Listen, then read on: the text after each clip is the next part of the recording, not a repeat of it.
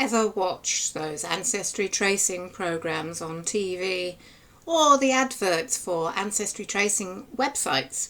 You may have been inspired to trace your own ancestors. However, if you have had a go, you will probably have found out that it is not as easy as these programs and adverts make it sound. Or you might be wanting to make a start and just wondering how to trace your ancestors. Where do I start? While the internet makes the records you need to search far more accessible than they have been in the past, it can be still incredibly confusing and difficult to know where to start. And there are still many problems and pitfalls for you to encounter. My name is Ros Bott, and I have been a professional genealogist since the early 90s. Using my experience and knowledge that I have gained over the years, I have created a course especially designed for beginners to tracing ancestors. It's a family tree guide, which you can access at the Udemy and TabletWise course websites.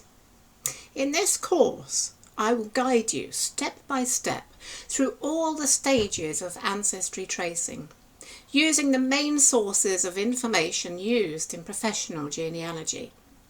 I also give you many research tips and guidelines for you to use in order to avoid some of the problems and pitfalls that you can come across when you are tracing your ancestors.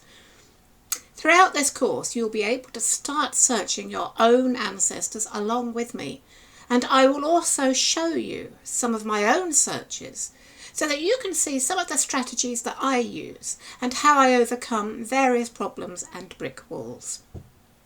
In this course, I will guide you through your first steps, from talking to your family, looking at photographs, creating your own family trees, and researching and reading the most important genealogical documents: birth, marriage and death certificates, census records, and parish registers. So, no need to wonder any more about how to trace your family tree.